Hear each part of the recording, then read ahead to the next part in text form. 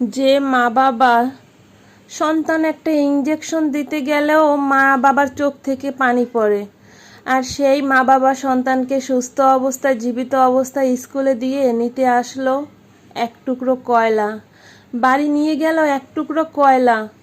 সেই মা বাবার মনের অবস্থা কীরকম? আল্লাহ সবাইকে মঙ্গল করুক। জুলাই মাস আসেই কি মায়ের কোল খালি করতে? আর কত জুলাই মাস এভাবে আসবে মায়ের কোল খালি করতে? কিছু বলার ভাষা নাই। নেট শুধু অন করলেই চোখ থেকে পানি পড়ে। আমাদের তো কিছু করার নাই। আল্লাহ সবাইকে মঙ্গল করুক, এই মা বাবাকে ধৈর্য ধরার তৌফিক দান করুক। নিষ্পাপ বাচ্চা, আজ ওইখানে হয়তো বা আমার বাচ্চাও থাকতে পারতো, আপনার বাচ্চাও থাকতে পারতো, তাই না?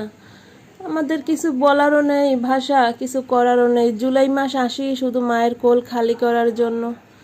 আল্লাহ সবাই মঙ্গল করুক, সকল মা বাবাকে ধৈর্য ধরার তৌফিক দান।